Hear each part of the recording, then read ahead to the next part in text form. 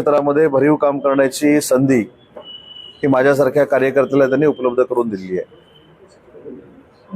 आज दुपारी 3 वाजता आपल्याला माहित आहे की आमच्या विरोधकांनी अनेक गोष्टीचा गाजावाजा केला होता, त्यातला एक हिंजेवाडीतल्या प्रकल्पांचा देखील गाजावाजा केला होता। पण मी स्वतः आज त्या ठिकाणी जातोय, त्यांच्या असोसिएशनची बैठक घेतोय। MIDCची तर लोक असतीलच, परंतु PMRDA, सार्वजनिक बांधकाम विभाग, ट्रॅफिकसाठी पोलीसचे सगळे अधिकारी, अशा सगळ्यांची एक व्यापक बैठक आज मी पिंपरी चिंचवडमध्ये लावलेली आहे। आणि मला खात्री आहे की ज्या पद्धतीनं फेक नरेटिव्ह काही लोकांनी सेट केला हिंजेवाडीच्या बाबतीमध्ये, खरं तर तिथली जी इंडस्ट्री आहे ही प्रायव्हेट इंडस्ट्री आहे।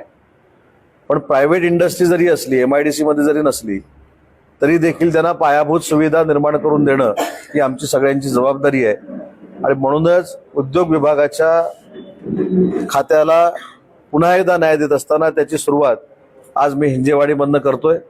त्या सगळ्यांशी बोलणं झाल्यानंतर पुन्हा एकदा मी प्रेस कॉन्फरन्स घेणार आहे। आणि दुसरा आजच्या पुणे दौऱ्याचं दुसरं जे एक वैशिष्ट्य आहे की उद्योग विभागाबरोबर मराठी भाषा हा एक विभाग माझ्याकडे आलेला आहे। आणि मला सुदैवी मानतो की या राज्याचा पहिला मराठी भाषेचा राज्यमंत्री होण्याचा बहुमान देखील माझ्यासारख्या कार्यकर्त्यांना 2013 मध्ये मिळाला होता। आणि त्यावेळी मराठी भाषेचं भवन असावं ही मांडलेली संकल्पना पुन्हा एकदा 11 वर्षानंतर तोच विभाग माझ्याकडे देऊन माननीय एकनाथ शिंदे साहेबांनी पूर्ण करण्याची संधी मला उपलब्ध करून दिलेली आहे। अजून एक योगायोग असा आहे की मराठी भाषेला अभिजात भाषेचा दर्जा याच वर्षी मिळालेला असल्यामुळं केंद्र शासनाकडनं मराठी भाषेच्या उद्धारासाठी, मराठी भाषेचं महत्त्व कानाकोपऱ्यामध्ये पोहोचवण्यासाठी आणि मराठी भाषेच्या निमित्तानं युवा साहित्यिक निर्माण करणं, महिला साहित्यिक निर्माण करणं, जे ज्येष्ठ साहित्यिक आहेत त्यांना मान सन्मान देणं, यासाठी या खात्याचा आढावा देखील आज मी स्वतः घेणार आहे। आणि त्या विभागामार्फत जे विश्व साहित्य संमेलन होतं ते नक्की कुठं करायचंय त्याची जागा देखील आज आम्ही निश्चित करणार आहोत। साहित्य संमेलन जे आयोजित यावर्षी केलेलं आहे त्याला देखील कोण निमंत्रित करायचं, कोण कोण असणार आहे याची देखील चर्चा आज पुण्याच्या बैठकीमध्ये होईल। आणि आजच्या बैठकीमध्ये एक संकल्पना अशी आहे की मराठी भाषा ही तर आपली मातृभाषा आहे। मराठी भाषेवरचं प्रेम हे मी काही सांगण्याची आवश्यकता नाही, परंतु ही मराठी भाषा व्यवहारात वापरली गेली पाहिजे। मराठी भाषा ही न्यायालयामध्ये देखील वापरली गेली पाहिजे। मराठी भाषा ही प्रत्येक क्षेत्रामध्ये वापरली गेली पाहिजे। हा उद्देश डोळ्यासमोर ठेवून या खात्याचा कार्यभार मी स्वीकारलेला आहे आणि त्याची देखील आढावा बैठक आज पुण्यामध्ये आयोजित केलेली आहे।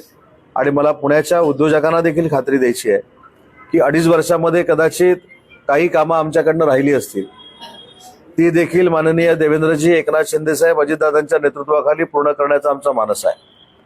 महाराष्ट्रामध्ये उद्योग भवन ही जी संकल्पना आणलेली होती त्याचा आढावा देखील आज मी घेणार आहे। आणि इंडस्ट्रीना त्रास देण्याची भूमिका जर कुठच्या ना कुठच्या माध्यमातून जर कोण घेत असतील तर त्याचा देखील कडेकोट बंदोबस्त करण्याचा निर्णय हा शासन म्हणून आम्ही घेणार आहोत। परदेशातले जसे उद्योजक आहेत तसे आपल्या राज्यातले देखील उद्योजक आहेत, आपले स्थानिक उद्योजक देखील आहेत। त्यांना पूर्ण ताकद आणि संरक्षण देण्याची जबाबदारी उद्योग विभाग म्हणून आमच्या सगळ्यांची आहे आणि तोच आढावा घेण्यासाठी आज मी पुण्यामध्ये आलेलो आहे। सर, मागच्या वेळेस जेव्हा तुमच्याकडे हेच खातं होतं, काही दिवसांपूर्वी निवडणुकीच्या आधी गणेश कलाला एक मोठा कार्यक्रम आपण देखील घेतला होता। त्याच पार्श्वभूमीवर पुन्हा एकदा खातं जेव्हा तुमच्याकडे आले, काही धोरणात्मक निर्णय युवांच्या बाजूने आपण काही घेणार आहोत का उद्योग क्षेत्रात? त्या कार्यक्रमामध्ये आपल्याला आठवत असेल, मी महाराष्ट्राच्या प्रत्येक विभागनिहाय काही आकडेवारी सांगितली होती आणि ती आकडेवारी सांगत असताना चांदा ते बांदा अशा पद्धतीनं समतोल प्रमाणात औद्योगिक क्षेत्र विकसित झालं पाहिजे, उद्योग तिथे आले पाहिजेत ही भूमिका होती। आणि आज मला सांगताना मनापासूनचा आनंद आहे की माजी मुख्यमंत्री, आमचे मुख्य नेते, विद्यमान उपमुख्यमंत्री आदरणीय एकनाथ शिंदे साहेबांनी जो गडचिरोलीमध्ये प्रयोग केला, गडचिरोली आजपर्यंत किंवा कालपर्यंत म्हणूया, आज नाही कालपर्यंत नक्षलवादी जिल्हा म्हणून ओळखला जायचा, परंतु आज तिथल्या युवकांच्या हातातली बंदूक बाजूला जाऊन त्यांच्या हाताला रोजगार देण्याचं काम महायुतीच्या सरकारनं केलं. जवळजवळ 1,00,000 कोटीचे स्टील बेस प्रकल्प हे गडचिरोलीमध्ये आणण्यामध्ये आम्ही यशस्वी झालो. त्याच्यामध्ये 45,000 कोटीचा लॉईड्सचा प्रकल्प, त्याचं इन्फ्रास्ट्रक्चर सुरू झालेलं आहे. सुनील जोशी म्हणून जे उद्योजक आहेत त्यांचा 10,000 कोटीच्या प्रकल्पाचं इन्फ्रास्ट्रक्चर सुरू झालं आहे. ह्या दोन्हीचं भूमिपूजन आम्ही मागच्या वेळी केलं होतं. सज्जन जिंदालांच्या JSW मार्फत जवळजवळ 25,000 कोटीची गुंतवणूक ही गडचिरोलीमध्ये होते. तुम्ही तसंच मराठवाड्यामध्ये जर आला तर मराठवाड्यामध्ये छत्रपती संभाजीनगरला 50,000 कोटीची इन्व्हेस्टमेंट मागच्या 3 महिन्यापूर्वी आपण केली. त्याच्यामध्ये JSW EV कार कारखाना असेल, अथरसारखी बाईकची एजन्सी असेल, अशा अनेक प्रकल्पांना आपण त्या ठिकाणी चालना दिलेली आहे. आणि त्या कार्यक्रमामध्ये मी असं पण सांगितलं होतं की मी ज्या क्षेत्रातनं निवडून येतो तो रत्नागिरी आणि जो परिसर आहे त्याच्यामध्ये उद्योजकांबद्दल किंवा उद्योगाबाबत एक निगेटिव्हिटी होती, तर ती 2.5 वर्षामध्ये आम्ही दूर करू शकलो. आणि माझ्या स्वतःच्या मतदारसंघामध्ये 19,550 कोटीचा VIT सेमीकंडक्टर कारखाना हा तिथे येतोय. त्याचं इन्फ्रास्ट्रक्चर सुरू झालंय. आणि आपल्या माध्यमातून आचारसंहिता असल्यामुळे मी सांगू शकलो नाही, पण जरी आपल्यामध्ये आज रतनजी टाटा हयात नसले तरी त्यांचे आभार मानणं, हे टाटा समूहाचे आभार मानणं आमचं सगळ्यांचं कर्तव्य आहे. कारण गडचिरोली, पुण्याला नव्यानं आपण पैसे देतोय, रत्नागिरी आणि कल्याण डोंबिवली या 4 ठिकाणी टाटा समूहाच्या CSR मधनं जवळजवळ 500 कोटी रुपये देण्याचा निर्णय हा रतनजी टाटाने घेतलेला होता. त्यातलं गडचिरोलीचं स्किल सेंटर हे सुरू झालेलं आहे. रत्नागिरीच्या बिल्डिंगचं काम सुरू आहे. कल्याण डोंबिवलीचं येत्या 15 दिवसामध्ये सुरू होईल. आणि पुण्यामध्ये देखील नव्यानं हे स्किल सेंटर करण्याचा आमचा प्रयत्न आहे. त्याच्यामुळं पूर्वी केलेले संकल्प महाराष्ट्राच्या युवकांच्या दृष्टीनं आणि त्यांच्या हाताला रोजगार देण्याच्या दृष्टीनं त्याच्यामध्ये कुठेही खंड पडणार नाही, ही शासन म्हणून मी आपल्याला ग्वाही देतो. तुम्ही म्हणाला की ऊर्जा घेऊन येत आहे कार्यकर्त्यांमध्ये, पण या ऊर्जेचे किरणच कुठे दिसत नाही. मला असं वाटतं वैयक्तिक एखाद्याच्या गोष्टीवर मी सहसा बोलत नाही, मग ते कोणी असू देत. त्यांनी जर काय केलं असेल तर ते भोगतील. त्याच्यामुळं आजची पत्रकार परिषद ही उद्योगावरची आहे. आणि वैयक्तिक जीवनामध्ये त्यानं चुकीचं जर काय केलेलं असेल, मग कोणी, तुम्ही जे काय मला माहीत नाही, कुणी केलेलं असेल, त्याचे परिणाम त्यांना प्रत्येकाला भोगावे लागतील.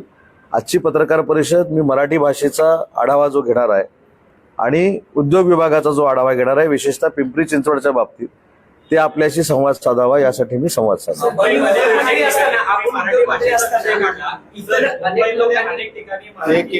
लोकांना मारहाण करतायत. 3 ते 4 घटना कल्याण असेल किंवा मुंबईमध्ये सुद्धा घडलेला. सरकार म्हणून यावर काय नेमका मार्ग काढणार? 3 दिवसापूर्वीचा जो प्रसंग घडला शुक्ला नावाच्या माणसाकडनं, त्याच्यानंतर माननीय शिंदे साहेबांनी दिलेली स्टेटमेंट आणि केलेली कारवाई आपल्या सगळ्यांना ज्ञात आहे.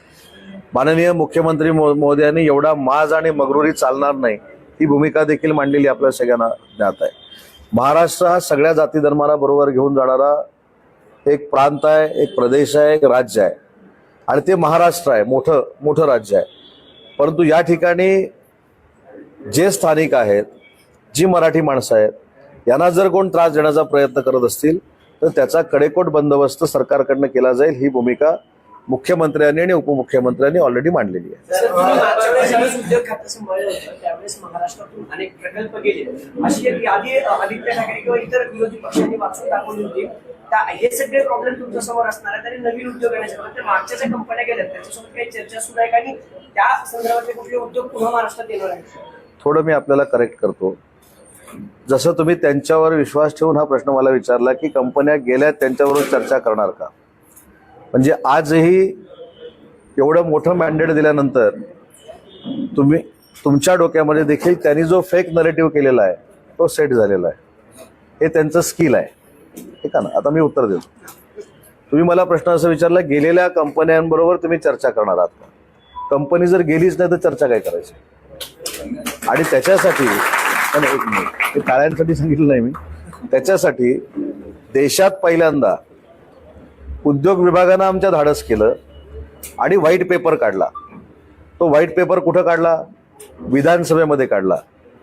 ज्यांना प्रचंड उद्योगाचं नॉलेज आहे, ज्यांना प्रचंड उद्योगाबद्दलची आस्ती आहे, ज्यांच्या नेतृत्वाखाली मुकेश अंबानींच्या घराखाली बॉम्ब ठेवले गेले, अशा लोकांनी उद्योग गेले म्हणून खोटं सांगून सुद्धा आपल्यासारख्या पत्रकारांच्या डोक्यामध्ये तो फेक नरेटिव्ह सेट होतो.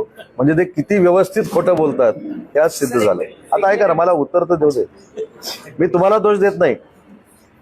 ते तुमच्यासारख्या लोकांच्या डोक्यामध्ये नरेटिव्ह सेट करतात. म्हणजे ते सर्वसामान्यांच्या डोक्यांमध्ये काय करत असतील हा त्याच्यातला मुद्दा आहे. तुम्ही लावून घेऊ नका. त्याच्यामधला मुद्दा असा आहे की वेदांता फॉस्कॉन असेल, एअरबस असेल, बीडीपी असेल. बीडीपी तर गेलाच नाही. बीडीपीचं लँड ॲक्विजिशन रायगडला सुरू आहे आणि आम्ही 1,000 कोटी रुपये MIDC मार्फत खर्च करून बीडीपी करतोय. वेदांता फॉस्कॉन गुजरातला गेला 18 महिने कॅबिनेट सब कमिटीची मिटिंग झाली नाही, व्हाईट पेपरमध्ये दिलेला आहे. एअरबसच्या बाबतीमध्ये आजही विद्यमान राज्याच्या मुख्यमंत्र्यांना जर आपण विचारलं तर स्वतः एअरबसचा प्रकल्प आणण्यासाठी देवेंद्रजींनी पुढाकार घेतला होता. त्यांनी दिल्लीमध्ये मिटिंग केली होती. त्यांनी पूर्वीच्या उद्योग मंत्र्यांना सांगितलं होतं की त्यांच्याशी चर्चा करा, परंतु त्यांच्याशी चर्चा न झाल्यामुळे तो एअरबस केलाय. हे सगळं व्हाईट पेपरमध्ये दिलेलं आहे. आणि व्हाईट पेपरच्या बाबतीमध्ये जे विधानसभेमध्ये बोलू शकले नाहीत, बाहेर पत्रकार परिषद घेऊन काय मी काही सांगू शकतो, पण विधान भवनात कोण बोललंय का? तर विधान भवनामध्ये विरोधी पक्षाचा एकही आमदार श्वेतपत्रिकेवर बोलला नाही. त्याच्यामुळं आम्ही जी काढलेली श्वेतपत्रिका आहे ही विधानसभेच्या 288 आमदारांनी मान्य केली. याचा अर्थ जे बोलतात ते खोटं बोलतात हे सिद्ध झालेलं आहे. मुंबई, पुणे, नागपूर, मराठवाडा असो का विदर्भ, राजकीय, सामाजिक, शैक्षणिक क्षेत्र असो का क्रीडा, सर्वच घडामोडीचे विश्लेषण पाहायला विसरू नका. फक्त देशोन्नती न्यूजवर.